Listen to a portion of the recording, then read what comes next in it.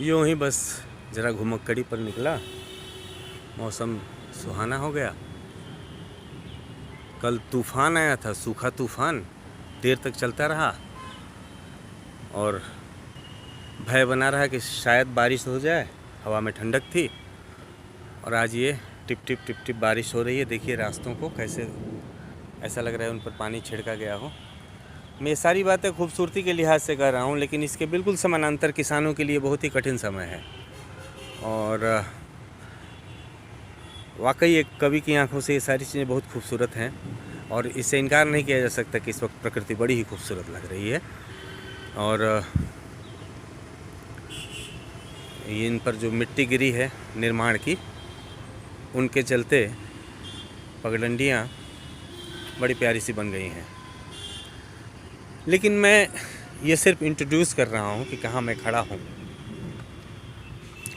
अभी जो मैं बात करने वाला हूँ वो थोड़ा इतिहास, अतीत और गांव को लेकर करने वाला हूँ। मुद्दा ये है कि अतीत क्या है, इतिहास क्या है, यह जाने बिना वर्तमान को भी नहीं समझा जा सकता है और भविष्य की तरफ कोई कदम बढ़ाने की तो बात भी नहीं सोची जा सकती है।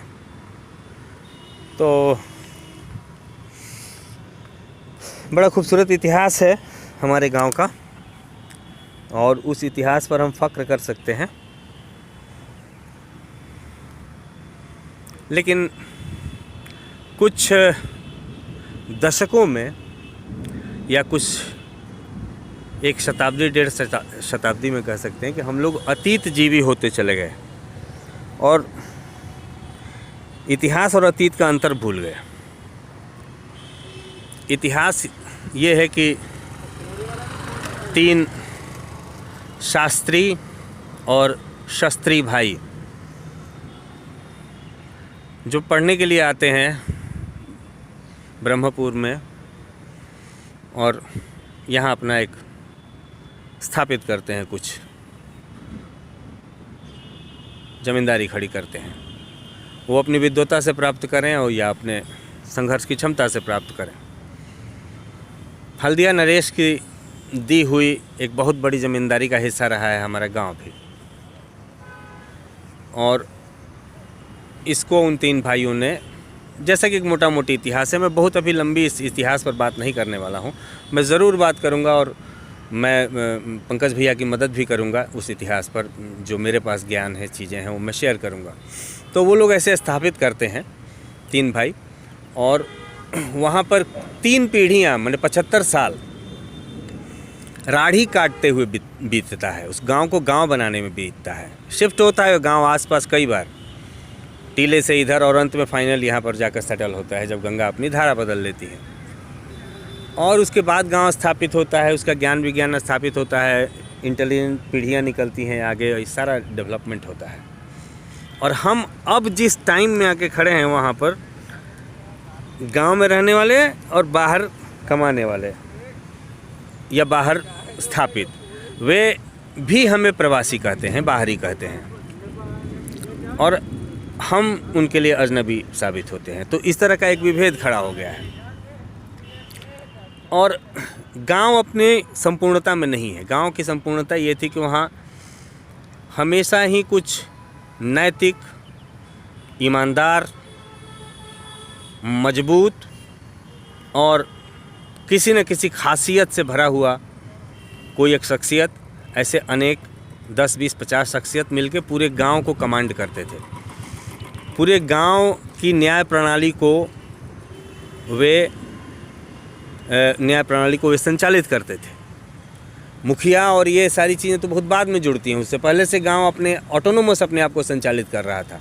वो अपने बीच से सबसे बुद्धिमान आदमी को चुन लेता था, वो अपने बीच से सबसे अच्छे इंसान को चुन लेता था।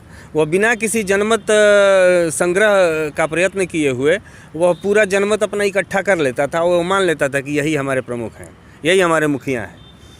और वो ठीक प्रणाली थी, उसमें कोई अन्याय की कोई इतिहास नहीं है कि उस प्रणाली में कभी कोई अत्याचार, अन्याय हुआ हो, कोई अदेखी हुई हो। तो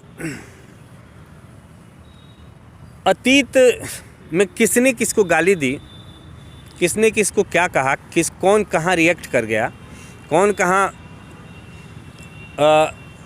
क्या बोल गया, क्या कह गया, इसका कोई हिसाब नहीं है। किसने किसके बच्चे को, किसने किसके मासूम परिवार को, किसने किसकी माँ को कई पीढ़ियों तक गाली दी। अगर उसको सिर्फ याद कर लिया जाए तो सबकी समझ में आ जाएगा कि सबने एक ही तरह का किया है, दूसरे को दूषित करना, बराबर दूषित किया गया है। और ये है अतीत, इसमें आप जी रहे हो। अगर आगे जाना है तो अतीत को छोड़कर इतिहास की तरफ देखना पड़ेगा। इतिहास ये है कि हम आज, अतीत ये है, वर्तमान ये है, बल्कि अतीत ये है, वर्तमान ये है कि हम ज़मीन के बहुत छोटे छोटे टुकड़ों के लिए लड़ रहे हैं, बहुत छोटे टुकड़ों के लिए लड़ रहे हैं, बहुत ही छोटे टुकड़ों के लिए। आपको अनुमान है कि हमारे गांव की पूरी चौहद्दी, पूरी ज़मींदारी कितनी है? 4,500 एकड़। उत्तर में हमारी सीमा गंगा जी के भीतर जाकर ख़त्म होती है। उस 4,500 एकड़ वाली जो पूरा खतियान है वो भी मेरे पास है, उसमें वो वहाँ जाके ख़त्म होती है, गंगा जी के भीतर। आप सोचिए कि वो कैसे लोग थे जिन्होंने ये सोचा कि गंगा जी जाना हो नहाने के लिए या मर के जाना हो जलने के लिए, अपनी ज़मीन में जाएंगे। और उस एग्रीमेंट में ये भी है कि गंगा जी के पानी में 2 बांस, तो अगर गंगा जी का पानी हटता जाता है तो 2 बांस हमेशा गंगा जी के पानी में बना रहेगा। ऐसा वो एग्रीमेंट था। मुझे वहीं पर कभी गांव पर ही मौखिक रूप से ही पता चला है ये सारे इतिहास। और इस तरफ डुमरांव एस्टेट को रोड तक टच करता हुआ ये रानी पोखर और ये पूरा का पूरा कोलियादह, ये सारा सब कुछ, और पुराना भोजपुर की सड़क तक सिंघनपुरा एस्टेट, इतना बड़ा ये पूरा का पूरा ये सल्तनत, ये पूरी की पूरी रियासत, और उसको अच्छे से संभाला, कई पीढ़ियों ने संभाला। अब हम वहाँ खड़े हैं जहाँ ज़मीन के बहुत छोटे छोटे टुकड़ों के लिए हम लड़ रहे हैं। अगर हम आज भी जो रथिंदर भैया का प्रोग्राम है जो अभी लेकर वो आए हैं, और जिसके बारे में राजेश ने चर्चा की है कि अमेज़ॉन पर भी उस तरह के प्रोग्राम के बारे में काम हो रहा है, रिसर्च हो रहा है कि कृषि को कैसे विकसित किया जाए। वे एक IAS अधिकारी हैं और उससे अवकाश प्राप्त किया है उन्होंने। उनके काम और इतिहास को हम लोग जानते हैं और वो पहल कर रहे हैं, उनके इंटेलिजेंस को हम लोग जानते हैं, और वो 3 साल से खेती कर रहे हैं। मतलब वो सिर्फ फिलॉसफी नहीं दे रहे हैं, करके दिखा रहे हैं 3 साल से। तो हम लोग उनके साथ हैं और फिर से हम लोग कोशिश करें कि हम छोटे छोटे टुकड़ों की जगह पर उसको जोड़कर, छोटे छोटे टुकड़ों को जोड़कर वापस हम एक बड़ा सा बनाएं, कुछ बड़ा फार्म हाउस बनाएं, बड़ी लैंड बनाएं, बड़ी खेती बनाएं, एक सामूहिक फार्म बनाएं। मैं बहुत ज़्यादा उसके बारे में अभी नहीं जानता हूं क्योंकि मैंने उसका डिटेल अभी नहीं पढ़ा, लेकिन मैं पढ़ूंगा, मैं जानूंगा। ऑलमोस्ट मेरी जो कल्पना में आ रहा है, जो मैंने उसको पढ़ा है, उस प्लान के जितने भी पॉइंट्स को, कि इसमें एक खूबसूरत और बेहतरीन गांव के सारे सपने पूरे हो जाएंगे। जैसा कि यूरोप के गांव हैं, जैसा कि महाराष्ट्र के भी बहुत सारे गांव हैं, जैसा कि राजस्थान के भी बहुत सारे गांव हैं जिनको डेवलप किया गया है, जो आज बहुत हमारा गांव वो डिज़र्व करता है। नया भोजपुर से होके जो पूरा का पूरा इलाका गुजरता है, जिससे हम लोग अपने गांव पहुंचते हैं, ये पूरा इलाका सिटी एरिया रहा है। यहाँ पर नया भोजपुर में जो 65 गलियाँ, 55 गलियाँ, 65 बाज़ार, तो ये 55 गलियाँ और 65 बाज़ार एक बहुत बड़ा बाज़ार था ये नया भोजपुर में, जो कि इधर से आने वाले व्यापारियों को दिल्ली जाने से रोक लेता था और यहीं से सारा बिजनेस हो जाता था। यही कारण था कि उसको दिल्ली सल्तनत ने तोड़वा दिया। लेकिन वो डेवलप, जहाँ इतना बड़ा बाज़ार हो वहाँ सिटी का डेवलप हो जाना बहुत नेचुरल है। तो बहुत इंटेलिजेंट एरिया रहा है हमारा वो एक दबा हुआ शहर है जो छोटे छोटे गाँवों ने संभाल लिया उन चीज़ों को। आप समझ लो, ऐसे छोटे छोटे टीलों ने संभाल लिया।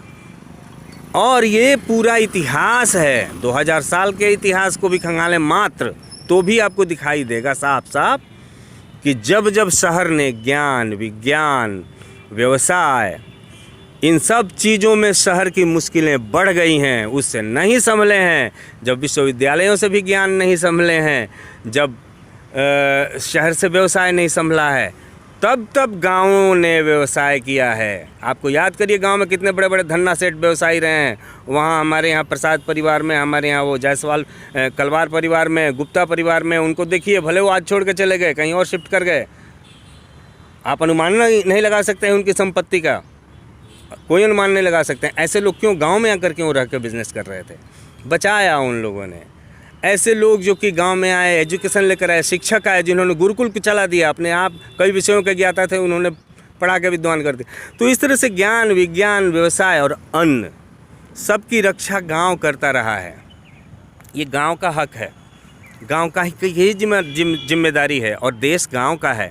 कहा जाता है ना कि भारत गाँव का देश है। नहीं, भारत गाँव का देश है, इसको ऐसे मत समझिए कि इसमें गाँव की संख्या बहुत ज़्यादा है। गाँवों ने इस देश को बनाया है, और शहर भी गांव ने ही बनाया। बोला बेटा राजा मज़ा करो, लेकिन उतना ही। लेकिन क्या होता है, शहर अपने डेवलपमेंट के क्रम में कई बार उपेक्षा कर जाता है गांव की। गांव एक बुज़ुर्ग है, उसको आपको स्नेहपूर्वक छोड़ देने का अधिकार है, वो छोड़ देता है, मिनिमम में रह लेता है, आपको मैक्सिमम देता है। लेकिन वैसी ही आज कंडीशन है कि हम आज फिर उन छोटे छोटे टुकड़ों को जोड़ें, आपस में जुड़ें, रतिंदर भैया के इस पूरे प्रोजेक्ट में जुड़ें और इसको आगे बढ़ाएं। धन्यवाद, शुभकामनाएं, सबको मेरा प्रणाम है।